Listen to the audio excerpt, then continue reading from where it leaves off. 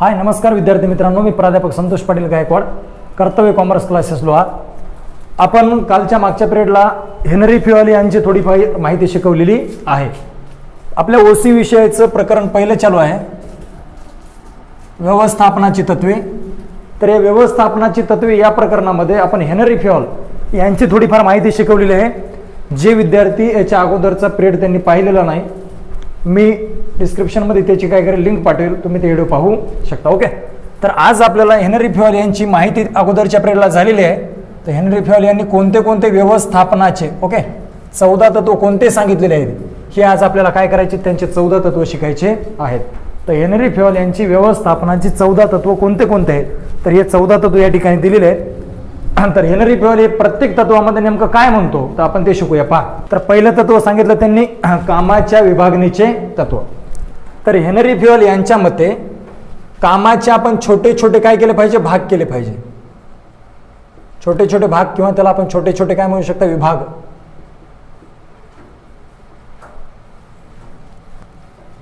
Henry fuel यांच्या मते आपण छोटे छोटे कामाचे काय केले पाहिजे, विभाग केले पाहिजे. आणि ते प्रत्येक कर्मचाऱ्याला काय केले पाहिजे, विभागून दिले पाहिजे. बरोबर आहे. म्हणजे आपल्या कंपनीमध्ये जर एखादं मोठं काम आहे तर त्या मोठ्या कामाचे आपण छोटे छोटे काय केले पाहिजे, विभाग केले पाहिजे. आणि ते काम आपण आपल्या इथल्या कर्मचाऱ्यांना काय केलं पाहिजे, विभागून दिलं पाहिजे. ओके, कोणतंही काम घ्या. आता कोणतंही एखादं जरी काम असेल तर त्या कामाचे आपण छोटे छोटे काय केलं पाहिजे, पहिल्यांदा विभाग केले पाहिजे. समजा एखादी लाकडी खुर्ची बनवण्याचं काम आहे. ओके, लाकडी खुर्ची बनवण्याचं काम आहे. आता ते खुर्ची बनवण्यासाठी पहिल्यांदा आपण काय करत असता, लाकूड घेऊन यायला सांगता. बरोबर आहे. तर समजा एका व्यक्तीकडे लाकूड आणण्याचं काम दिलं. ते लाकूड आणल्याच्या नंतर त्या लाकडाला क्लीन करा म्हणजे स्वच्छ करण्याचं काम आहे, त्याच्यावरले साल ते काढण्याचं काम आहे. ते एका व्यक्तीला वाटून दिलं आणि ते साल ते काढल्याच्या नंतर त्या लाकडाचे छोटे छोटे काय केले, भाग केले, विभाग केले. आणि नंतर ते छोटे छोटे विभाग केलेले भाग लाकडं काय केले, समजा आपण जोडले आणि जोडून त्याची काय बनवली, खुर्ची बनवली.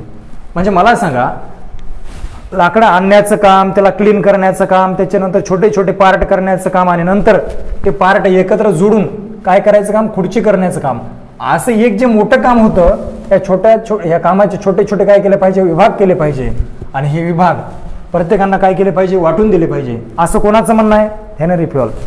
तो म्हणतो जेवढं आपल्याकडे काम आहे त्या कामाचे छोटे छोटे अगोदर विभाग करा आणि नंतर विभाग करून ते काम प्रत्येकांना काय करा द्या, वाटून द्या. असं हेनरी फ्युएल यांचं म्हणणं आहे. जे मोठं काम असते त्या मोठ्या कामाचे छोटे छोटे विभाग करायचे आणि केलेले विभाग प्रत्येकांना काय करायचे, वाटून. खुर्ची बनवण्याचं मोठं काम होतं. याचे आपण पहिले लाकूड आणण्याचं काम, त्याला क्लीन करण्याचं काम, त्याच्यानंतर त्याचे पार्ट छोटे छोटे तुकडे केले आणि नंतर ते एकमेकाला तुकडे काय केले, जोडले आणि खुर्ची बनवली. आता मला सांगा, मोठं काम जे होतं त्याचे भाग केले आपण पहिल्यांदा, 1, हे 2, हे 3 आणि हे 4. म्हणजे एकाच कामाचे, खुर्ची बनवण्याच्या कामाचे आपण अगोदर 4 पार्ट केले. लाकूड आणायचं काम एक वेगळं केलं, त्याला क्लीन करायचं काम वेगळं केलं, त्याचे पार्ट बनवण्याचं काम वेगळं केलं आणि ते पार्ट एकत्र जोडून खुर्ची बनवण्याचं काम वेगळं केलं. तर असे प्रत्येक छोटे छोटे विभाग केले. मग आता काही लोकांना पहिल्यांदा लाकडं आणायचंच काम दिलं. हे ना फक्त लाकूड आणायचंच फक्त. आणलेले लाकूड क्लीन करायचं काही जणाला काम दिलं, क्लीन केलेलं काम काही जणाला जोडायचं काम दिलं, तुकडे केलेले ते, आणि त्याच्यानंतरचे खुर्ची बनवण्याचं काम काही जणाला दिलं. असं जर आपण छोटे छोटे कामं जर वाटून दिले तर असं म्हणतो हेनरी फ्युएल कोण्या तत्वामध्ये, कामाच्या विभागणीच्या तत्वामध्ये. हेनरी फ्युएल यांच्या मते कामाचे छोटे छोटे काय करा, विभाग करा आणि विभाग करून ते काम काय करा, वाटून द्या. वाटून देताना ते काय करायचं, आवडीनुसार आणि कुवतीनुसार. लक्षात ठेवा, हेनरी फ्युएल यांच्यामध्ये कामाचे छोटे छोटे विभाग करा आणि नंतर ते काम आवडीनुसार आणि कसं कुवतीनुसार काय करा द्या, विभागून द्या. म्हणजे तुम्ही ज्या कर्मचाऱ्याला ते काम द्यायला त्याच्यामध्ये त्याची काय असली पाहिजे, आवडही पाहिजे आणि त्याला त्याची थोडीशी काय पाहिजे, कुवत बी पाहिजे. म्हणजे याचा अर्थ एखाद्याला तुम्हाला काहीच जमत नाही आणि तुम्ही जर त्याला ते काम दिलं तर तो करू शकेल का, करू शकणार नाही. एखाद्या व्यक्तीला आपण संगणक, कम्प्युटर चालवायचं काम दिलेलं आहे पण कधीच त्यानं संगणक आयुष्यात हातामध्ये घेतलंच नाही. अशा व्यक्तीला जर आपण संगणक चालवण्याचं कंपनी जर काम दिलं तर चालेल का, नाही. ते आहे ते नीट केलेलं खराब करून टाकेल. बरोबर आहे ना. जे चालू आहे चांगलं तेच काय करून टाकेल, खराब. का बरं, कारण त्याला त्याच्यामध्ये काय नाही, आवड नाही ना त्याची, त्याच्यात काय नाही, होत नाही. बरोबर आहे. म्हणून हेनरी फ्युएल हे सांगतात, बाबा कामाचे छोटे छोटे विभाग करा आणि ते काम कशानुसार, आवडीनुसार आणि कशानुसार, कुवतीनुसार काय करा, विभागून द्या. कळतंय. असं ते कशामध्ये सांगतात, कामाच्या विभागणीचे तत्व. ज्या व्यक्तीला जे काम कधी आयुष्यात केलेलं नाही, जमत नाही, अशा व्यक्तीला ते काम द्यायचं नाही. म्हणजे त्याची त्याच्यात कुवत असली पाहिजे, त्याला ते थोडंफार काय केलं पाहिजे, जमलं पाहिजे. मी संगणक चालवण्याचं काम दिलेलं आहे. समजा एखादा व्यक्ती अडाणी आहे, ज्यानं आयुष्यात कधी शिक्षण शिकलं नाही, कधी काहीच नाही, संगणक त्यानं कधी पाहिलंच नाही, दुर्नी पाहिलं नाही, अशा व्यक्तीनं जर कधी संगणकच पाहिलं नाही, त्याला आपण डायरेक्ट दिलं, साहेब मला हे घ्या आणि याच्यावर तुम्ही वर्ल्डमध्ये काय करून द्या, एखादी वस्तू आम्हाला काय करा, चार्ट बनवून दाखवा, बनवल का होते ते? कम्प्युटर तुमचं ठेवा तुमच्याजवळ, म्हणेल चालू तुम्हीच करा, पिना तुम्हीच लावा, आहे की नाही? तर थांबल का? तो अजिबात थांबणार नाही. पण लक्षात ठेवा, कामाच्या विभागणीचे तत्व, काम काय केलं पाहिजे, विभागून दिलं पाहिजे. पहिला पॉईंट झालेला आहे. दुसरं लक्षात ठेवा, 14 मधून दुसरा हेनरी फेवाल म्हणतात बाबा अधिकार आणि जबाबदारीचे तत्व. हेनरी फेवाल यांच्या मते प्रत्येकांना थोडेफार काय दिले पाहिजे, काय अधिकारही दिले पाहिजे आणि थोडेफार काय दिले पाहिजे, काही जबाबदारी बी दिली पाहिजे. या दोन्ही गोष्टी कोण दिल्या पाहिजे असं सांगतात हेनरी फेवाल. हे सांगतात की या कर्मचाऱ्याला या दोन्ही गोष्टी काय केल्या पाहिजे, दिल्या पाहिजे.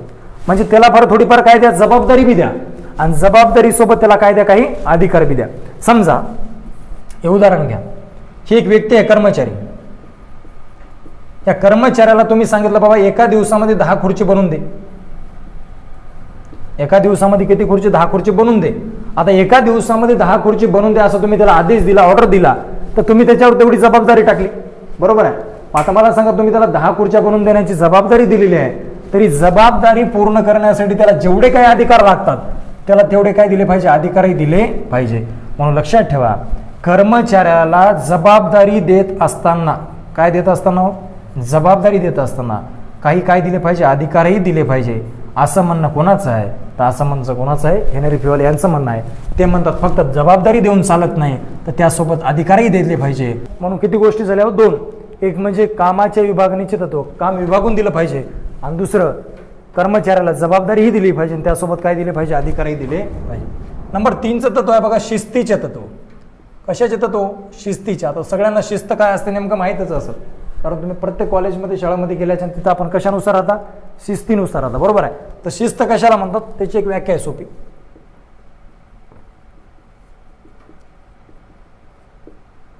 नियमांचा आदर करणे म्हणजे शिस्त होय.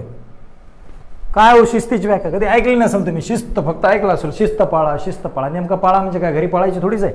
शिस्त नेमकं काय, तर नियमांचा काय करणे, आदर करणे म्हणजेच काय होय, शिस्त होय. हेनरी फेवाल यांच्या मते व्याख्या आहे, नियमांचा आदर करणे म्हणजेच काय होय, शिस्त होय. मग ते काय म्हणतात बघा, प्रत्येक बिझनेसमध्ये म्हणजे प्रत्येक व्यवसायामध्ये काय असले पाहिजे, शिस्त असली पाहिजे. शिस्त असली पाहिजे म्हणजे नेमकं काय, तर तिथं प्रत्येकाच्या ठिकाणी नियमांचा काय झाला पाहिजे, आदर झाला पाहिजे, बरोबर आहे? तर हेनरी फेवाल यांच्या मते प्रत्येक बिझनेसमध्ये काय असली पाहिजे, शिस्त असलीच पाहिजे. शिस्त म्हणजे काय आहे, तर नियमांचा काय आहे, आदर करणे. क्लास असो, शाळा असो, कॉलेज असो, कोणता बिझनेस असो, प्रत्येक ठिकाणी काय असली पाहिजे, शिस्त असली पाहिजे. मला सांगा, हे बिझनेस आहे, या ठिकाणी हा समजा व्यवसायाचा मालक आहे आणि कर्मचारी आहेत, या प्रत्येकानं व्यवसायामध्ये आपल्या काय ठेवली पाहिजे, शिस्त ठेवलीच पाहिजे. हे असतील किंवा हे असतील, या दोघांनी शिस्त ठेवली पाहिजे. शिस्त ठेवणं म्हणजे काय, तर यांनी काय केलं पाहिजे, नियमांचा काय केला पाहिजे, आदर केला पाहिजे. नियम स्वतः भंग करायचे का हे नाही, नसता नियमांचा आदर करणे नाही सर, नियम आदर करणे. नियम आदर नाही करायचे, बरोबर आहे? असं जिथं नियम लावलेले आहेत तिथले उघडून फेकायचे. काय केलं असतं, नियम आदर केलो, असले नियम आदर करत बसायचं नाही. नियमांचा काय करा, आदर करा, सन्मान द्या नियमांना, नियमांचं काय करा, पालन करा. म्हणून नियमांचा आदर करणे, नियमांचं पालन करणे म्हणजे काय, तर शिस्त होय. आणि शिस्त केलीच पाहिजे असं म्हणणं कोणाचं आहे, असं म्हणणं कोणाचं आहे, हेनरी फेवाल यांचं आहे. म्हणून हेनरी फेवाल यांच्या मते प्रत्येक बिझनेसमध्ये काय असली पाहिजे, शिस्त असली पाहिजे. किती तत्व झाले त्यांचे? 3. काम विभागून दिलं पाहिजे, जबाबदारी व अधिकार दिले पाहिजे, आणि प्लस व्यवसायामध्ये काय ठेवली पाहिजे, शिस्त ठेवली पाहिजे. नंबर 4चं तत्व आहे बघा त्यांचं, आदेशातील एक वाक्यता. कशामधील, आदेशातील. लक्षात ठेवा, आदेश म्हणजे काय, तर आपण इंग्लिशमध्ये त्याला ऑर्डर म्हणता, बरोबर आहे? तर नेमका आदेश काय असतो, किंवा आदेशातली एक वाक्यता नेमकं काय असते, तर लक्षात ठेवा, हा एक व्यक्ती आहे, हे वरिष्ठ आहे. समजा वरिष्ठ म्हणजे आपण त्याला बॉस म्हणतात. हा एक व्यक्ती आहे, आपण त्याला वरिष्ठ म्हणू किंवा त्याला काय म्हणू, आपण बॉस म्हणू. मग मला सांगा, हे बॉस आहेत किंवा हे वरिष्ठ आहेत, यांच्या हाताखाली कंपनीमध्ये हे कर्मचारी आहेत कामाला, ओके? आता कर्मचाऱ्याला आदेश कोण देत असते, हे वरिष्ठ देते. हे कर्मचारी म्हणजे कनिष्ठ असतो समजा, म्हणजे कनिष्ठांना आदेश कोण देत असते, वरिष्ठ देतात. आता समजा हे एक कनिष्ठ आहे आणि हा एक काय आहे, वरिष्ठ आहे. मग मला सांगा, ह्या एकानंच जर ह्याला आदेश दिला तर बिचारा ऐकल व्यवस्थित, बरोबर आहे ना. समजा बॉस काय आहेत, 1 2 3, 1 2 3, 3 आहेत. समजा बॉस किती आहे, तो 3 आहे. म्हणजे वरिष्ठांची संख्या किती आहे, जास्त आहे आणि कनिष्ठ मात्र एकच आहे. उदाहरण समजा, हे पहिला बॉस येऊन सांगितलं याला, अरे कर्मचाऱ्याला, की आपल्या आजच्या कंपनीमध्ये किंवा आपल्या कंपनीमध्ये आज एक खुर्ची तयार करा. याने किती सांगितली हो, एक कर्मचारी मला काय हरकत नाही, मला करतो तयार, ठीक आहे.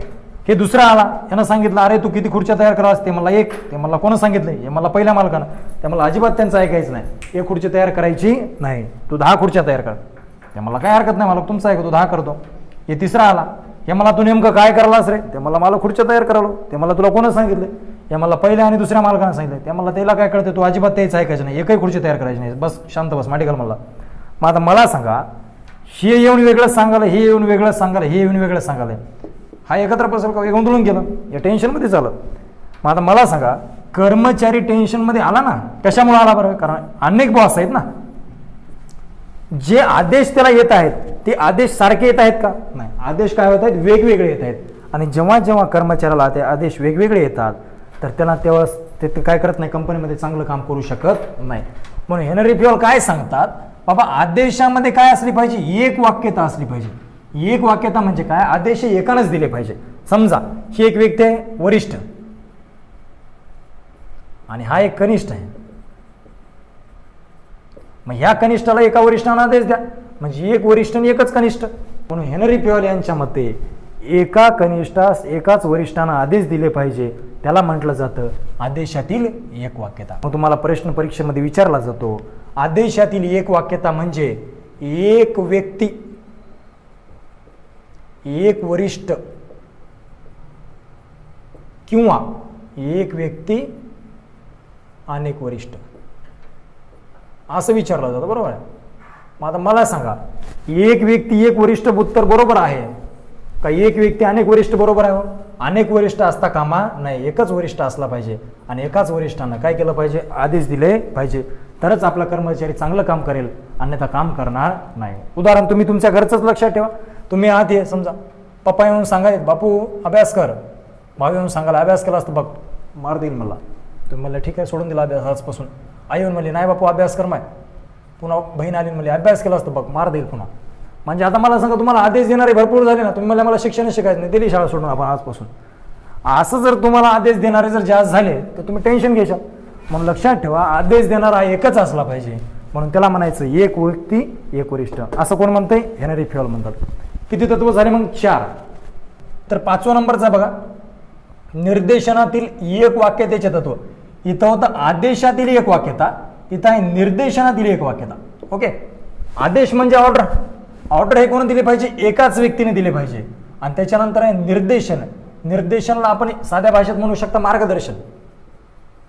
निर्देशन म्हणजे मार्गदर्शन होय, त्यालाच आपण सूचना पण म्हणू शकता, बरोबर आहे ना. मग लक्षात ठेवा, निर्देशन हे देखील कोण दिलं पाहिजे, एकाच व्यक्तीने दिलं पाहिजे. निर्देशन म्हणजे काय, मार्गदर्शन असेल किंवा सूचना असतील. मग मार्गदर्शन असेल किंवा सूचना असतील हे देखील कोण दिलं पाहिजे, एकाच व्यक्तीने दिलं पाहिजे. जसे आदेश एकाच व्यक्तीने दिले पाहिजे, तसे आपल्याला सूचना देखील किंवा मार्गदर्शन देखील कोण दिलं पाहिजे, एकाच व्यक्तीनं. आपण याला म्हणू शकता एक प्रमुख एकच योजना, एक प्रमुख आणि एकच योजना.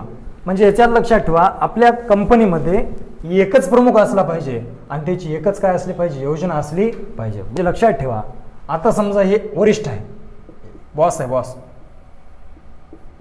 वरिष्ठ किंवा बॉस, हे वरिष्ठ किंवा बॉस आहेत आणि हे समजा कर्मचारी आहेत आणि हे कनिष्ठ आहेत ना. समजा कनिष्ठ म्हणजे माणसं लहान नसतात, बरोबर आहे, पगारी कमी असतात, त्यांना पद लहान आहे त्यांचं फक्त. मग आता हे लक्षात ठेवा, हे वरिष्ठ आहे, मालक आहे, प्रमुख आहे. तर हे प्रमुख, पहिला प्रमुख किंवा हे नाही येऊन सांगितलं अगोदर, याला येऊन सांगितलं आपली एकच योजना आहे पोरो, आपली योजना आहे फक्त आणि फक्त पैसा कमावणे. मालक म्हणाला बरं मी नाही, पैसा कमवणे. पुन्हा आलं त्यानंच आणि त्याच्यानंतर पुन्हा योजना बदलली त्यांना सांगितलं आपली योजना ही पैसा कमवणे नाही तर आता आपली योजना काय दुसरं आहे. पुन्हा येऊन सांगितली आपली योजना तिसरी आहे, आपली योजना चौथी. अशा योजना वारंवार बदलायच्या का हो? नाही. हेनरी फिओल सांगतात जी तुमची एक योजना आहे ती योजना तुम्ही शेवटपर्यंत ठेवा. म्हणजे तुमचा प्रमुख देखील किती असला पाहिजे? एकच असला पाहिजे. आणि तुमची योजना देखील किती असली पाहिजे? एकच असली पाहिजे. तुम्ही वारंवार योजना बदलायच्या. विद्यार्थी बघा आपल्या योजना बदलतात. काही जण काय म्हणतात पहिल्यांदा हे विद्यार्थी तो पहिली योजना करतो मी फक्त आणि फक्त 12वी पास झालो पाहिजे, 35 का पडणार नव्हतो. काही जण म्हणतात हे विद्यार्थी आहेत त्याची पहिली योजना मी 90% घेईल 12वीला, पहिली योजना. त्याच्यानंतर म्हणतो नाही रे 90 जास्त व्हायला वाटाले 80 घेऊत नाही की नाही घेऊत, म्हणजे त्याच्या हातातच आहे. त्याच्यानंतर म्हणतो 80 पण थोडंसं काय व्हायला जास्त व्हायला वाटाले थोडं आपण काय करू 70वर येऊ, पण परीक्षेमध्ये पडतात 35 याच्या अर्धे घेतो आहे की नाही. मग मग तो तयारी तर आपण जास्त केली ती पण सरनं चांगलं शिकवलं नव्हतं. बरोबर आहे. म्हणजे लक्षात ठेवा तो विद्यार्थी आपली योजना वारंवार काय करतोय बदलतोय. तर हेनरी फिओल सांगतात बाबा योजना तुम्ही कधी बदलूच नका. तुम्ही जे ठरवलंय ना तुम्ही एकदा जे तुमचं उद्दिष्ट ठरवलंय तुम्ही जे एकदा उद्दिष्ट ठरवलंय तर ते उद्दिष्ट तुम्ही शेवटपर्यंत ठेवा. म्हणजे हेनरी फिओल यांच्या मते निर्देशनामध्ये देखील तुमच्या काय असलं पाहिजे? एक वाक्यता असली पाहिजे. तुमचे आदेश जशी एक सारखे आहेत ऑर्डर देखील तसं तुमचे निर्देश म्हणजे सूचना देखील कशा असल्या पाहिजे? एकच असल्या पाहिजे. त्याच्यात वारंवार तुम्ही बदल करायचा नाही. म्हणून हेनरी फिओल यांच्या मते कंपनीचे जे उद्दिष्टे असतात हे कसे असले पाहिजे तर ते समान असले पाहिजे, सारखेच असले पाहिजे, एकच असले पाहिजे. म्हणजे योजना कशा असल्या पाहिजे? एकच असल्या पाहिजे. असं कोणत्या तत्वातून सांगतात ते? निर्देशनातील एक वाक्यता. अवं तर तो काय सांगते बघा, सामूहिक हितापेक्षा. लक्षात ठेवा सामूहिक हित म्हणजे सर्वांची हित. सामूहिक हित म्हणजे कोणाचे? सर्वांची हित. आणि वैयक्तिक हित म्हणजे स्वतःच हित. बरोबर ना. सामूहिक हित म्हणजे सर्वांचं आणि वैयक्तिक हित म्हणजे फक्त स्वतःचं. मी म्हणतो फक्त देवामुळे चांगलं कर, स्वतःचं फक्त स्वतःसाठी मागायलो ते म्हणजे माझं वैयक्तिक हित आहे. पण भगवान सबका भला कर, देवा सगळ्यांचं चांगलं कर, जेव्हा सर्वांचं म्हणायलो ना तेव्हा कोणतं हित आहे? सामूहिक हित. लक्षात ठेवा सामूहिक हित म्हणजे सर्वांचं चांगलं होणे किंवा सर्वांचं हित आणि वैयक्तिक हित म्हणजे स्वतःचं. आपण सामूहिकला म्हणू शकता कंपनीचं, आपली जी काही कंपनी आहे त्याचं आहे की नाही. मग लक्षात ठेवा सामूहिक हित म्हणजे कंपनीचं चांगलं झालं पाहिजे आणि वैयक्तिक हित म्हणजे फक्त स्वतःचं चांगलं झालं पाहिजे. तर हेनरी फिओल काय सांगतात बाबा वैयक्तिक हिताला तुम्ही कसं स्थान द्या? दुय्यम. वैयक्तिक हिताला तुम्ही दुय्यम स्थान द्या. म्हणजे वैयक्तिक म्हणजे स्वतःच तुम्ही दुय्यम म्हणजे 2 नंबरला. स्वतःच तुम्ही किती नंबरला विचार करा? 2 नंबरला. पण 1 नंबरला कोणाचा विचार करा? 1 नंबरला कोणाचा करा? मग सामूहिक हिताचा. सामूहिक हिताचा म्हणजे पहिल्यांदा सर्वांचं चांगलं झालं पाहिजे आणि दुसऱ्यांदा कोणाचं झालं पाहिजे? तुमचं. असा विचार करायचा नाही की आधी माझं चांगलं व्हावं नंतर बाकीच्याच झालं तर झालं नाही तर नाही झालं, असा कधी विचार करायचा नाही. आणि तुम्ही जर असा विचार केला तुमचं कधी चांगलं नाही होणार, हे लक्षात ठेवा. म्हणून लक्षात ठेवा हेनरी फिओल यांच्या मते वैयक्तिक हिताला कसलं स्थान द्या? दुय्यम स्थान द्या. म्हणजे वैयक्तिक हिताला जर तुम्ही दुय्यम स्थान दिल्या तर प्रथम स्थान कोणाला द्यायचं? तर प्रथम स्थान कोणाला द्यायचं? सामूहिक हिताला. म्हणून आधी सर्वांचं चांगलं झालं पाहिजे, नंतर कोणाचं झालं पाहिजे? स्वतःचं झालं पाहिजे. असं काही जणांचं वेगळं राहते, हे भगवान सबका भला कर लेकिन सुरुवात मेरे से कर म्हणतात आहे की नाही. काही जण म्हणजे सगळ्यांचं चांगलं कर पण सुरुवात माझ्यापासून कर, असं नाही. आधी सगळ्यांचं चांगलं झालं पाहिजे आणि नंतर कोणाचं झालं पाहिजे? स्वतःचं झालं पाहिजे. म्हणजे आधी कोणाचं झालं पाहिजे? कंपनीचं, मग कोणाचं? स्वतःचं. कारण कंपनीचं चांगलं झालं तुमचं तर होणारच आहे, एवढं तर लक्षात ठेवा. म्हणून लक्षात ठेवा हेनरी फिओल यांच्या मते सामूहिक हित हे 1 नंबरला ठेवा आणि वैयक्तिक हित किती नंबरला ठेवा? 2 नंबरला ठेवा. असं कोण म्हणतात? हेनरी फिओल म्हणतात. तर आता नंबर 7 आहे केंद्रीकरणाचे तत्व. आता केंद्रीकरणाचे तत्व शिकत असताना आपल्याला केंद्रीकरण नेमकं कशाला म्हणतात हे बघावं लागलं. ओके, तर लक्षात ठेवा एक आहे केंद्रीकरण आणि दुसरा आहे विकेंद्रीकरण.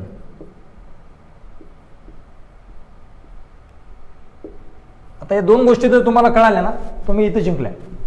एक आहे केंद्रीकरण, दुसरा आहे विकेंद्रीकरण. बघा आपला हे जे काय बिझनेस आहे, जी आपली कंपनी आहे, म्हणजे जे आपला व्यवसाय ह्याच्यामध्ये जेवढे काही अधिकार असतात, जेवढे काही आहेत काही अधिकार, ते जर अधिकार तुम्ही एकाच व्यक्तीला दिले, एकाच व्यक्तीकडे अधिकार जर एकाच व्यक्तीकडे दिले तर त्याला म्हणायचं केंद्रीकरण. केंद्रीकरणाची व्याख्याच आहे अधिकार एकाच व्यक्तीकडे देणे म्हणजे केंद्रीकरण होय आणि अधिकार अनेक व्यक्तीकडे देणे म्हणजे काय आहे? विकेंद्रीकरण. कोणाकडे दिले? जरा अनेक व्यक्तीकडे.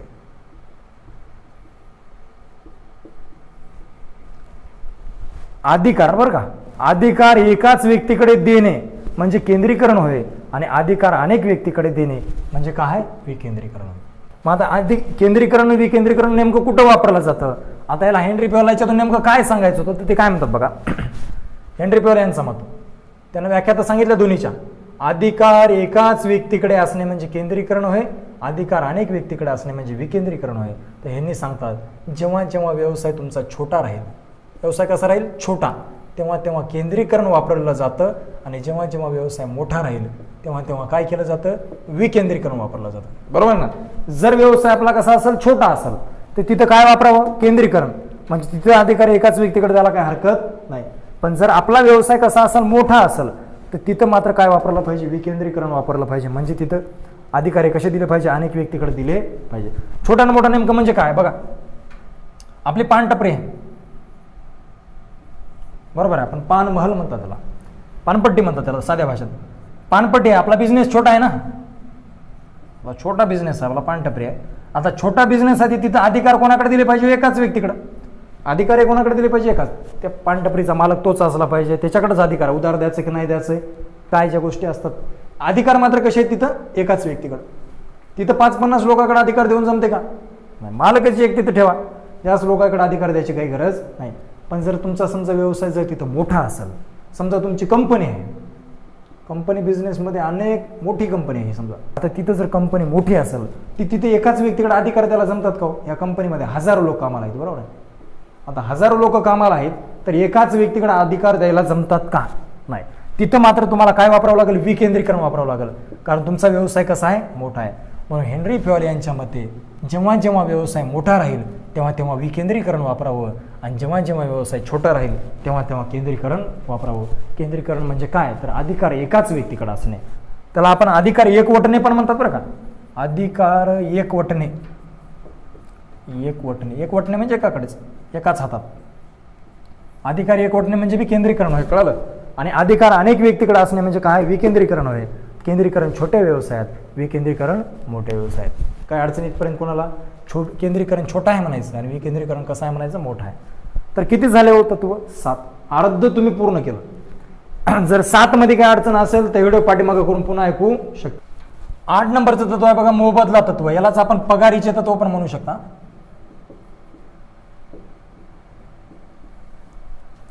मोबदला तत्व किंवा कशाचं तत्व, पगारीचं. आता मला एक सांगा, हेनरी प्युअल हे सांगतात बाबा पगार दिली पाहिजे, मोबदला दिला पाहिजे. तुमचं मत काय हो, दिलं पाहिजे की नाही दिलं पाहिजे?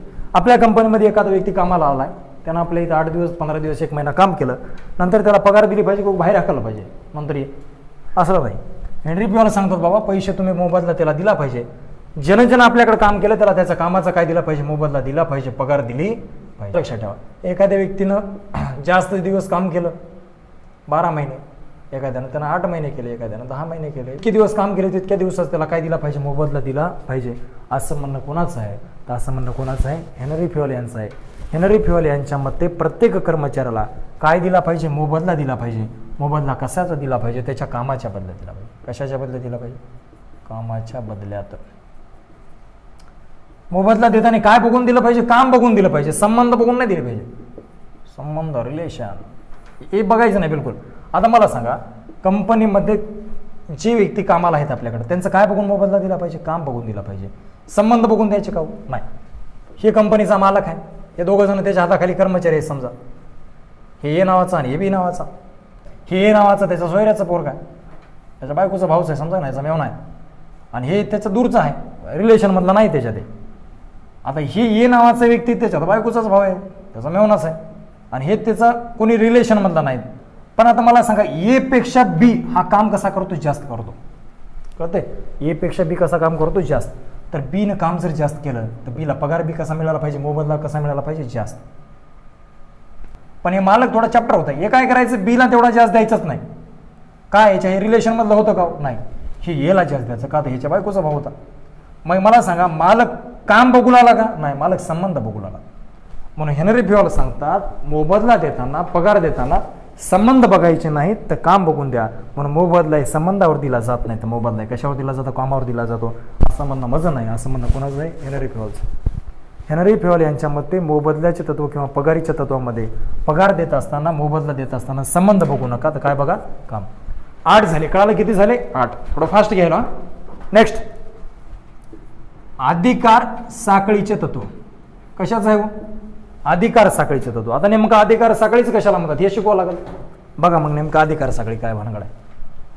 याला आपण दुसरं एक नाव दिलं जातं, संज्ञापन साखळी म्हणतात यालाच. संज्ञापन किंवा संज्ञापन साखळी, साखळ्याच आहे तिथं. अधिकार साखळीचं दुसरं नाव आहे बाबा संज्ञापन साखळी. आता बघा त्याचं काय असतं नेमकं.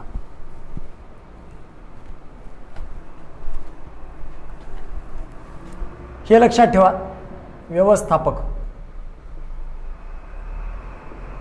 व्यवस्थापक. त्याच्यानंतर हे लक्षात ठेवा, विभाग प्रमुख. या 14 तत्वापैकी सगळ्यात महत्वाचं तत्व म्हणजे हेच आहे, अधिकार साखळीचं तत्व. ज्याला हे कळालं तो जिंकला. त्याला 14ला 14 आले म्हणून समजा.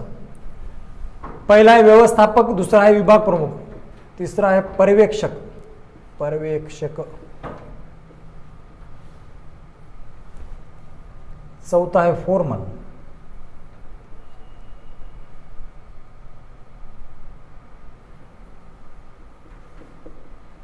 फोरमन, आणि 5वा आहे कर्मचारी. कर्मचारी सर्वात शेवटी द्या. ही स्टेप तुम्ही विसरू नका. हे सिरियल लक्षात ठेवायचं. जसं आपण टीव्हीतलं सिरियल लक्षात ठेवतो की नाही, तसं हे सिरियल लक्षात ठेवा. ते महत्वाचं नाही, हे महत्वाचं आहे तुमच्यासाठी हो. मग हे जे 5 लोक आहेत हे लक्षात ठेवायचे. पहिला म्हणजे व्यवस्थापक, नंतर विभाग प्रमुख, नंतर पर्यवेक्षक, त्याच्यानंतर फोरमन आणि त्याच्यानंतर कर्मचारी. हे 5 लोक लक्षात ठेवायचे. आता आपल्याला नेमकं अधिकार साखळी किंवा त्याला संज्ञापन साखळी नेमकं कशाला म्हणतात, तर त्याची व्याख्या आहे. अधिकार साखळी किंवा संज्ञापन साखळी कशाला म्हणलं जातं, तर व्याख्या अशी आहे, संघटनेमध्ये परस्परामध्ये, बघा आपली काही जी बिझनेस आहे, जी काही आपली संघटना आहे, संघटनेमध्ये परस्परामध्ये संवाद साधण्यासाठी, हे मोडूत एक मिनिट, कशामध्ये म्हणतात बघा, संघटनेमध्ये. ही संघटना, संघटनेमध्ये परस्परामध्ये, कशामध्ये, परस्परामध्ये संवाद साधण्यासाठी. काय साधायचं आहे, संवाद साधण्यासाठी. कशामध्ये म्हणतो पुन्हा लक्षात ठेवा, संघटनेमध्ये. कोणाकोणामध्ये, परस्परामध्ये. काय साधायचं आहे, संवाद. संवाद म्हणजे बातचीत करायची, डायलॉग करायचे. संघटनेमध्ये परस्परामध्ये संवाद साधण्यासाठी ज्या साखळीचा वापर करतात त्या साखळीला अधिकार साखळी किंवा त्याला संज्ञापन साखळी असे म्हणतात. कशामध्ये हो, संघटनेमध्ये. काय करण्यासाठी, परस्परामध्ये काय साधण्यासाठी, संवाद साधण्यासाठी. तुम्ही संवाद साधता की नाही मित्रांमध्ये, बरोबर आहे, तुम्ही तर बघायचं कामच नाही. संघटनेमध्ये परस्परामध्ये संवाद साधण्यासाठी ज्या साखळीचा वापर करतात त्या साखळीला अधिकार साखळी किंवा त्याला संज्ञापन साखळी असे म्हणतात. एवढं तर व्याख्या कळली.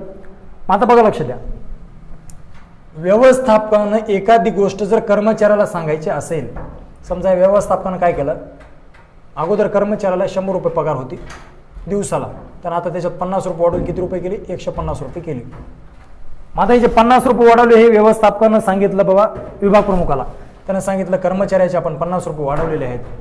काय केलेले आहेत, 50 रुपये वाढवलेले आहेत. मग व्यवस्थापक ही माहिती कोणाकडे देतो, विभाग प्रमुखाकडे.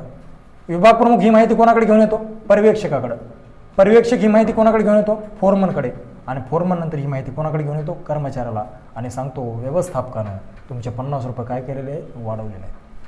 मग कर्मचारी म्हणतो धन्यवाद. मग आता हे कर्मचाऱ्यानं धन्यवाद दिलेला कोणाला पाठवायचं, व्यवस्थापकाकडे. मग आता हे कर्मचाऱ्यानं दिलेली माहिती कर्मचारी कोणाला देतो, फोरमनला देतो. धन्यवाद सांगा म्हणतो आपल्याकडून. फोरमन कोणाकडे घेऊन जातो, पर्यवेक्षकाकडे. पर्यवेक्षक कोणाकडे घेऊन येतो, विभाग प्रमुखाकडे. आणि विभाग प्रमुख सांगतो कर्मचाऱ्याकडून तुमच्यासाठी काय आलेलं आहे, धन्यवाद आलेला आहे. मग मला सांगा, व्यवस्थापकाला एखादी माहिती कर्मचाऱ्याकडे द्यायची होती तर त्यानं डायरेक्ट येऊन दिली का, नाही. तो विभाग प्रमुखाकडे गेला, विभाग प्रमुख पर्यवेक्षकाकडे आला, पर्यवेक्षक फोरमनकडे आला, नंतर कर्मचाऱ्याकडे. आणि कर्मचारी देखील त्याच रूटनं मग सांगितलं त्यानं. कर्मचाऱ्यानं फोरमनला सांगितली, फोरमननं पर्यवेक्षकाला, पर्यवेक्षकनं विभाग प्रमुखाला, नंतर. तर मला सांगा, या पूर्ण साखळीला म्हणायचं अधिकार साखळी. या पूर्ण प्रक्रियेलाच काय म्हणायचं, अधिकार साखळी. अधिकार साखळी कळते मग इथपर्यंत. तर आता लक्षात ठेवा, हेनरी फ्युअल काय सांगतात बाबा, अधिकार साखळी तर तुम्ही वापरा, मला काही हरकत नाही म्हणतो तो, पण अधिकार साखळी सोबत तो म्हणतो मी जोडफळी पण वापरा. काय वापरावी? जोडफळी. कोणती फळी? जोडफळी. हेनरी फ्युअल यांचं म्हणणं काय बघा, व्यवस्थापन 50 रुपये कर्मचाऱ्याची वाढी देते. तर व्यवस्थापन यांना काय बेजार करायचं जाऊन सांगायला? व्यवस्थापन डायरेक्ट ह्याच्याकडे यायला पाहिजे आणि सांगितलं पाहिजे कर्मचाऱ्याला मी तुमचे 50 रुपये वाढवले, आणि कर्मचाऱ्यांना डायरेक्ट ह्यालाच म्हणलं पाहिजे धन्यवाद. मग मला सांगा, हेनरी फ्युअल सांगतात बाबा या बाकीच्याकडे इतर कोणाकडची काही गरजच नाही, व्यवस्थापन डायरेक्ट कर्मचाऱ्याकडे यावे आणि कर्मचाऱ्यांनी आपल्या मते डायरेक्ट ह्यांच्याकडे मांडावे. अशी जर प्रक्रिया वापरली तर त्याला म्हणायचं जोडफळी. आणि जर एकेकडे वापरत आल्या तर त्याला म्हणायचं अधिकार साखळी. म्हणून हेनरी फ्युअल म्हणतात कंपनीमध्ये अधिकार साखळी वापरावीच वापरावी, पण अधिकार साखळी सोबत कधी मधी काय वापरावी? जोडफळी वापरावी. कारण जोडफळी ही वेळ वाचवा आहे. काय आहे? वेळ वाचवा. कारण ही वेळ वाचवणारी प्रक्रिया आहे. जोडफळी ही वेळ वाचवा आहे, पण अधिकार साखळी ही वेळ खाऊ आहे. वेळ खाऊ. अधिकार साखळी काय हो? वेळ खाऊ आहे, पण जोडफळी काय आहे? वेळ वाचवा आहे. कारण जोडफळीमध्ये डायरेक्ट ज्याचं म्हणणं आहे ते डायरेक्ट दुसऱ्याला जाऊन काय करत असतो, डायरेक्ट व्यवस्थापकानं ह्याला येऊन सांगायचं, डायरेक्ट ह्याला येऊन सांगायचं, आणि यांना डायरेक्ट ह्याला सांगायचं. बरोबर आहे. हे मधले लोक बेजार करत बसायची गरज नाही. जर अशी प्रक्रिया झाली तर त्याला म्हणायचं जोडफळी, पण जर एकमेकाला सांगत आलं तर त्याला म्हणायचं अधिकार साखळी. अधिकार साखळी वेळ खाऊ आहे, पण जोडफळी कशाही वेळ वाचवा आहे. आणि जोडफळी वापरत असताना, जोडफळीचा वापर करत असताना अधिकाऱ्याच्याच परवानगीने करता येते. कोणाच्या परवानगीने करता येते? अधिकाऱ्याच्या. तुम्हाला विचारलं जातं जोडफळीचा वापर डायडॅशच्या परवानगीने करतात, अधिकाऱ्यांच्या परवानगीने करतात. तर हेनरी फ्युअल यांच्या मते अधिकार साखळीत वापराच वापरा, पण अधिकार साखळी सोबत कधी कधी काय वापरा? जोडफळी पण वापरा. इथपर्यंत काय अडचण आहे का? अधिकार साखळी जोडफळी या गोष्टी कळायला पाहिजे. तुम्ही सैराट पिक्चर बघितला असेल. सैराटमध्ये इथं लक्षात ठेवा तुम्ही परशा, इथं लक्षात ठेवा आर्ची. परशाहून डायरेक्ट आर्चीला नाही म्हणत, ते बारकाई पोराचा वापर करतात बघा. याला बिस्किट देते, आईस्क्रीम देते, जाय जाऊन आर्चीला हे म्हण. आर्ची डायरेक्ट ह्या पोराला सांगते मला चिठ्ठी का दिली. हे येऊन म्हणते आर्चीताई म्हणली मला चिठ्ठी का दिली. मला सांगा यानं डायरेक्ट येऊन म्हणलं का हो? यानं जोडफळी वापरलीच नाही तिथं. यानं तिथं काय वापरले? अधिकार साखळी वापरली.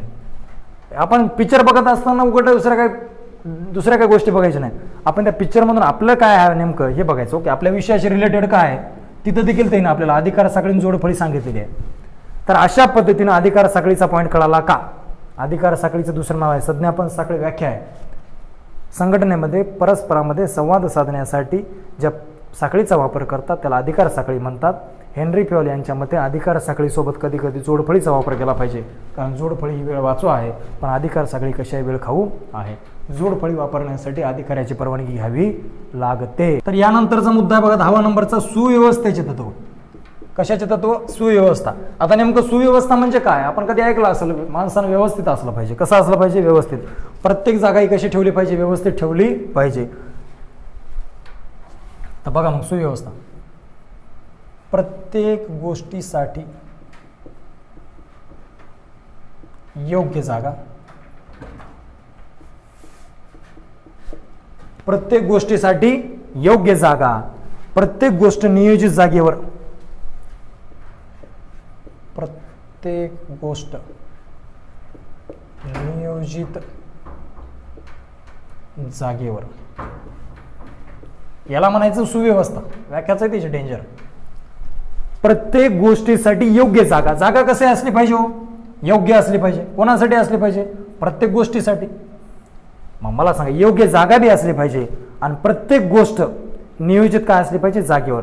म्हणजे जागा कशी असली पाहिजे? योग्य असली पाहिजे आणि ते योग्य जागेवर काय असली पाहिजे? प्रत्येक गोष्ट असली पाहिजे. मला सांगा जागा कशी असली पाहिजे? योग्य, आणि ते योग्य जागेवर प्रत्येक गोष्ट असली पाहिजे. असं म्हणणं कोणाचं आहे? असं हेनरी फ्युअलचं आहे. हेनरी फ्युअल सांगतात बाबा जिथं तुम्ही कंपनीमध्ये कामाला आहात, जिथल्या कंपनीमध्ये बिझनेसमध्ये तुम्ही व्यवसायात आहात, प्रत्येकाला सांगतो तिथं प्रत्येक गोष्टीसाठी जागा कशी असली पाहिजे? योग्य जागा असली पाहिजे आणि ते योग्य जागेवर काय असले पाहिजे? प्रत्येक गोष्ट उपलब्ध असली पाहिजे. आता मला एक छोटंसं उदाहरण द्या. आपल्या घरी प्रत्येक ठिकाणी किंवा प्रत्येक गोष्टीसाठी जागा कशी दिलेली आहे? योग्य दिलेली आहे. जेवण करण्यासाठी स्वयंपाक रूम दिलेली असेल, प्रत्येक गोष्टीसाठी जेवण करण्यासाठी योग्य जागा आहे. आराम करण्यासाठी बेडरूम असेल तुम्हाला, बरोबर आहे ना? आंघोळ करण्यासाठी बाथरूम बी असेल. हे प्रत्येक गोष्टीसाठी प्रत्येक नियोजित जागा आहे ना. आणि प्रत्येक गोष्ट तुम्ही त्या जागेवरच करता. कोणी असं आहे का हो? नाही सर, बेडरूममध्ये आपण आंघोळ केली काल. अरे बाबा, नवीनच गोष्ट ऐकली मग मी तर. किचन रूममध्ये सर आपण झोपल्या होत्या रात्री. बरं ठीक आहे, हरकत नाही. अशा गोष्टी जमतात का हो? अशा गोष्टी जमत नाही. पण हेनरी फ्युएल सांगतात बा, प्रत्येक गोष्टीसाठी जागा बी योग्य असली पाहिजे आणि योग्य जागेवर प्रत्येक गोष्ट उपलब्ध असली पाहिजे. असं म्हणणं कोणाचं आहे? हेनरी फ्युएलचं आहे, असं मी म्हणत. नंबर 11 तत्व आहे बघा, समान न्यायाचे तत्व. कशाचे तत्व? समान न्याय. हेनरी फ्युएल यांच्या मते प्रत्येक बिझनेसमध्ये न्याय कसा असला पाहिजे? समान. मी समजा व्यवसायाचा मालक आहो आणि हे ए आणि हे दोघं जण बी लोक आहेत, बरोबर आहे. हे ए आणि हे बी. हे एनं चूक केली आणि बीने बी तीच चूक केली. एनं बी चूक केली आणि बीने बी चूक केली. पण ए हेच मी म्हणलं बायकोचा भाऊ आहे, आधीच सांगितलंय. आणि हे मात्र दूरच आहे. मग आता मला सांगाय ना, समान न्याय केला पाहिजे म्हणजे दोघांना शिक्षा कशी दिली पाहिजे? सारखीच. कारण दोघांना चूक कशी केली? सारखीच केली आहे. पण मालकानं काम काय केलं? बीला सांगितलं तुला आजपासून कंपनीवर काढून टाकलं जाईल, तुला अजिबात व्यवसायामध्ये कामाला यायचं नाही. पण याला सांगितलं तू बढती केली जाईल. तू काय केली जाईल? बढती केली जाईल. तू कर्मचारी होतोस ना, तुला कर्मचाऱ्याहून डायरेक्ट आता काय केलं जाईल? व्यवस्थापक केलं जाईल, विभाग प्रमुख केलं जाईल. असं करायचं का? याला समान न्याय थोडाच म्हणायचं. या बिचाराला कंपनीच्या बाहेर हाकलं, याला डायरेक्ट मोठ्या पदावर नेलं म्हणजे याला थोडंच समान न्याय म्हणायचं. हेनरी फ्युएल यांच्या मते बिझनेसमध्ये हा न्याय कसा असला पाहिजे? समान असला पाहिजे. मला सांगा, कोणीही चूक करू जा, तो घरचा असो की बाहेरचा असो, देणं घेणं नाही. न्याय हा कसा असला पाहिजे? समान असला पाहिजे. हे लक्षात ठेवा. आपले आई वडील असतात, आई वडिलासाठी मुलं लेकरं सगळे कसे असतात? समान. हे हे बी हे सी ती झाली. ह्यानं चूक केली तरी आई तेवढ्या शिवाय देते, ह्यानं चूक केली तरी तेवढ्या शिवाय देते आणि ह्यानं चूक केली तरी शिवाय तेवढ्याच देते. नसतं असं कधी होते का? हे सी म्हणजे लाडाच आहे सगळ्या शेवटचा. हे दोघं मोठे आहेत. ह्यांनी चूक केली की हे ठाके थडा थड थाबडाच, आणि ह्यानं चूक केली की हे आपलं लेकरू लाडाच आहे, या लेकराला अजिबात मार दिला नाही पाहिजे, शांत लेकरू आहे की नाही, आज ना उद्या शिकल. असं केलं पाहिजे का? याला समान न्याय थोडाच म्हणायचा. असा न्याय थोडा होऊ शकत नाही आणि आपली आई असं करत बी नाही. आई लाडाची असते की नाही. पण लक्षात ठेवा, हेनरी फ्युएल यांच्या मते प्रत्येक बिझनेसमध्ये न्याय हे कसा असला पाहिजे? समान असला पाहिजे. कोण कितीही मोठा असू, जर चूक केली असेल तर सगळ्याला चुकीची शिक्षा समान दिली पाहिजे. पगारी मात्र कशा दिली पाहिजे? सगळ्यांना पगारी समाज दिल्या पाहिजे. जो मोठ्या पदावर आहे, आता समजा कर्मचारी दोघं आहेत ना, याला 5,000 दिली त्यालाही 5च द्या, याला 10 दिली त्याला किती द्या? 10च द्या. म्हणजे सगळ्या ठिकाणी न्याय काय असला पाहिजे? समान असला पाहिजे. असं म्हणणं कोणाचं आहे? हेनरी फ्युएलचं. त्याच्यानंतरच आहे बघा 12वं तत्व, कार्यकाळाच्या स्थैर्याचे तत्व. कार्यकाळ म्हणजे काय? आता मला एक सांगा, कंपनीमध्ये जो व्यक्ती कामाला आला, आता कंपनीमध्ये कोण कामाला आलाय? कर्मचारी कामाला आलाय, बरोबर आहे.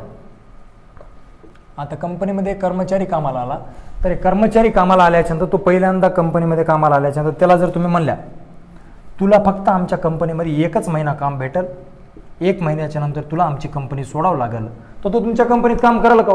करणार नाही. आणि जरी केलं तर चांगलं मन लावून करेल का? नाही करणार. का करणार नाही?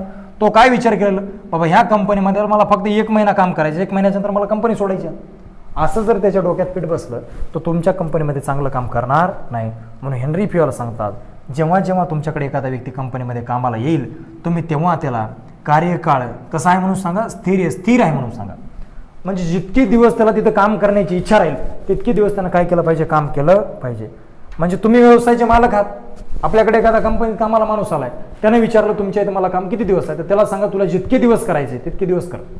तुम्ही असं नाही म्हणायचं 8 दिवस कर 9व्या दिवशी निघून जाईल, असं अजिबात म्हणायचं नाही. म्हणून हेनरी फ्युएल यांच्या मते जो व्यक्ती कामाला येतो त्याचा कार्यकाळ तुम्ही कसा ठेवला पाहिजे? स्थिर ठेवला पाहिजे. नसता 8 दिवसाला जर माणूस तुम्ही बदलित असाल तर त्याला काय अर्थ आहे का? म्हणून हेनरी फ्युएल यांच्या मते कार्यकाळ काय असला पाहिजे? स्थैर्याचं तत्व असलं पाहिजे. जो व्यक्ती तुम्ही कंपनीत कामाला घ्याल्या त्याचा कार्यकाळ म्हणजे तुम्ही कसा ठेवला पाहिजे? स्थिर. म्हणजे त्याला तुम्ही आधीच सांगितलं पाहिजे, कंपनीमध्ये जर कामाला व्यक्ती यायला तर त्याला आधीच सांगितलं पाहिजे आमच्या कंपनीमध्ये तुला काम कसं आहे? आयुष्यभरासाठी आहे. असं जर असेल तर त्याला कंपनीविषयी ओढ वाटेल, प्रेम वाटेल आणि तो आपल्या कंपनीत काम कसं करेल? चांगलं करेल. असं म्हणणं माझं नाही, असं आहे हेनरी फ्युएलचं. 13 नंबरचा बघा, पुढाकार घेण्याचे तत्व. कशाचे तत्व? पुढाकार घेण्याचे. आता नेमकं पुढाकार कशाला म्हणतात? तर बघा, पुढाकार नाविन्यपूर्ण मार्गाने काम करण्यासाठी पुढे जाणे. पुढाकार घेण्याचं नेमकं पुढाकार कशाला म्हणतात बघा. मग नाविन्यपूर्ण मार्गाने काम करण्यासाठी काय जाणे, पुढे जाणे. बघा लक्षात द्या, नाविन्यपूर्ण म्हणजे नवीन मार्गाने किंवा नवीन काम करण्यासाठी तुम्हाला काय जायचंय, पुढे जायचंय. मग तुम्ही जर थोडं जर पुढे जाण्याचा विचार केला तर त्याला म्हणायचं पुढाकार घेण्याचा. तो तुम्ही म्हणशाल सर नेमकं पुढं नेमकं जायचं नेमकं कसं, ऑटोच्या पुढे जायचं का एसटीच्या पुढे जायचं, कोणाच्या पुढे जायचं नाही. बघा मी ती लिस्ट सांगितलेली, तुम्ही लिस्ट विसरू नका. बघा ती लिस्ट मेन आहे. पहिला कोण आहे, व्यवस्थापक. दुसरा कोण आहे, विभाग प्रमुख. नंतर कोण आहे, पर्यवेक्षक. नंतर कोण आहे, फोरमन. त्याच्यानंतर कोण आहे, कर्मचारी. आता पुढाकार घेणं म्हणजे नेमकं काय, जो व्यक्ती आपल्या इथं कंपनीत कर्मचारी म्हणून लागलाय किंवा जॉईन झालाय तो आता त्याने विचार केला पाहिजे मी फोरमन झालो पाहिजे. जो फोरमन म्हणून आहे त्याने विचार केला पाहिजे मी पर्यवेक्षक झालो पाहिजे. जे पर्यवेक्षक आहे त्याने विचार केला पाहिजे मी विभाग प्रमुख झालो पाहिजे. आणि विभाग प्रमुखाने विचार केला पाहिजे मी काय झालो पाहिजे, व्यवस्थापक झालो पाहिजे. असं जर तुम्ही विचार केला तर त्याला म्हणायचं त्यानं काय घेतला, पुढाकार घेतला. पण हेनरी फ्युअर यांच्या मते प्रत्येकानं काय घेतला पाहिजे, पुढाकार घेतलाच पाहिजे. म्हणजे आपल्या बिझनेसमध्ये कोणतं तत्व असलं पाहिजे, पुढाकार घेण्याचं तत्व असलं पाहिजे. आपण पुढे जाण्याचा विचार केला पाहिजे. नसा जो कर्मचारीमध्ये लागू कंपनीमध्ये कर्मचारी म्हणून आलाय त्यानं आयुष्यभर काय कर्मचारी म्हणून राहायचं का, नाही. त्यांना प्रमोशन झालं पाहिजे, विचार केला पाहिजे मी कर्मचाऱ्याहून फोरमन झालो पाहिजे, फोरमनने विचार केला पाहिजे मी पर्यवेक्षक झालो पाहिजे. म्हणजे प्रत्येकानं काय केलं पाहिजे, पुढाकार घेण्यासाठी प्रयत्न केले पाहिजे. त्याला म्हणायचं नाविन्यपूर्ण मार्गाने काम करण्यासाठी काय जाणे, पुढे जाणे. मी शिक्षक म्हणून आहे, मला विचार असला पाहिजे मी मोठा झालो पाहिजे अजून त्याच्यापेक्षा. तुम्ही विचार करता मी ज्या लहान पदावर आहे मोठा झालो पाहिजे. प्रत्येकानं काही ना काहीतरी काय घेतला पाहिजे, पुढाकार घेतलाच पाहिजे. असं मी म्हणत नाही, असं हेनरी फ्युअर म्हणतात. आणि लास्ट तत्व आहे 14वं, जे तत्व आहे आपल्या कशाचं, संघभावनेचं. ह्याला आपण म्हणू शकता एकी हेच बळ.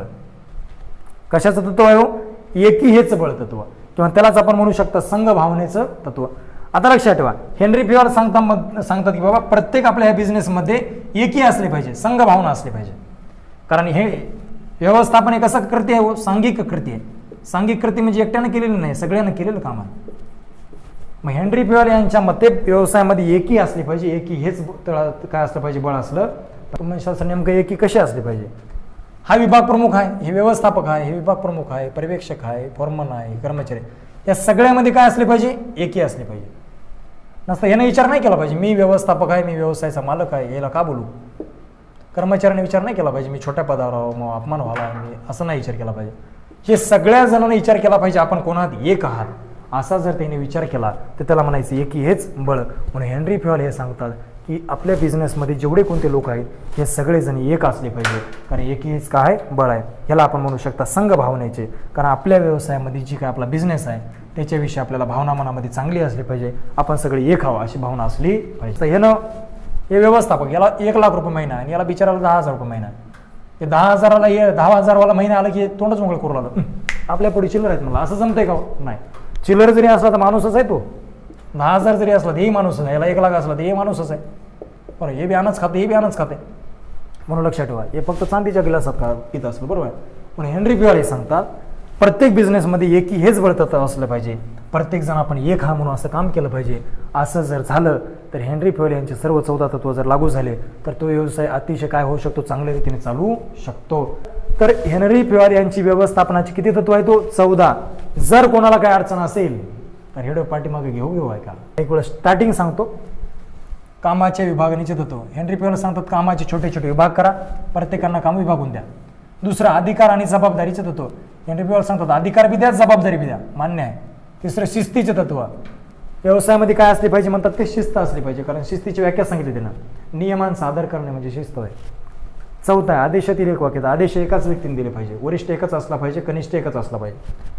निर्देशनातील एक वाक्यता, निर्देशन देखील किती दिलं पाहिजे, एकाच व्यक्तीने, एकच योजना असली पाहिजे, एकच प्रमुख असला पाहिजे. नंतर सामूहिक हितापेक्षा वैयक्तिक हिताला दुय्यम, वैयक्तिकला दुय्यम द्या, सामुदायिकला प्रथम स्थान द्या. आधी स्वतःचं चांगलं झालं पाहिजे, विचार नका करू, होत नाही. नंतर आहे केंद्रीकरणाचे, हेनरी फ्युअर केंद्रीकरणामध्ये विकेंद्रीकरण बी सांगतात. केंद्रीकरण छोट्या व्यवसायात वापरा, विकेंद्रीकरण मोठ्या व्यवसायात वापरा. केंद्रीकरण म्हणजे अधिकार एकाकडेच देणं आणि विकेंद्रीकरण म्हणजे अधिकार सगळ्याकडेच देणं. अधिकार साखळीचे तत्व, अधिकार साखळीला संज्ञापन साखळी म्हणतात. व्याख्या खूप मोठी सांगितली मी तुम्हाला, बरोबर आहे. संघटनेमध्ये परस्परामध्ये संवाद साधण्यासाठी ज्या साखळीचा वापर करतात त्याला संज्ञापन साखळी म्हणतात. हेनरी फ्युअर सांगतो जोडफळी बी वापरा, शॉर्टकट मेथड आहे ती वेळ वाचवा ही वेळ खाऊ आहे. त्याच्यानंतर आहे सुव्यवस्था. इथं सांगितलं सुव्यवस्था, प्रत्येक गोष्टीसाठी योग्य जागा आणि प्रत्येक गोष्ट योग्य नियोजित जागेवर ठेवली पाहिजे. कुठे काही ठेवायचं नाही, कुठे काही करत बसायचं नाही, लक्षात ठेवा तुम्ही. नंतर आहे बाबा समान न्यायाचे तत्व. हेनरी पिअर सांगतात व्यवसाय समान न्याय ठेवलाच पाहिजे. नंतर कार्यकाळाच्या स्थैर्याचे तत्व, जे आपल्या इथं कामाला येतात त्याला कार्य किती दिवसासाठी त्या स्थिर द्या, आयुष्यभर काम द्या त्याला. नंतर आहे पुढाकार घेण्याचे तत्व, जो व्यक्ती इथं कर्मचारी म्हणून लागला त्याने मोठ्या मोठ्या पदावर जाण्याचा विचार केला पाहिजे. नाही सर, विभाग प्रमुखाने डायरेक्ट कर्मचारी व्हायला पाहिजे, पर्यवेक्षकाने घर सोडून झाला पाहिजे, असलं नाही हो. त्याच्यानंतर शेवटचं आहे संघभावनेचे तत्व. आणि संघभावना म्हणजे सगळेजण काय राहिले पाहिजे, एक राहिले पाहिजे, एक हेच बळ तत्व. असं मी म्हणत नाही, असं कोण सांगतात, हेनरी पिअर. तर सर्वांना 14 तत्व कळाले असतील. जर तत्व कळाले असतील, समजले असतील तर कमेंट करा. काही चुकत असेल तर त्या कमेंटमध्ये मला सांगा, सर तुमचं या ठिकाणी चुकलंय. आवडला असेल तर लाईक मारा, शेअर मारा, सबस्क्राईब करा, कमेंट करा आणि बाकी विद्यार्थ्यांना तुम्ही काय करा, पाठवा. जर कोणाला अजून याच्यामध्ये काही अडचण असेल तर कमेंट करून सांगू शकता. धन्यवाद.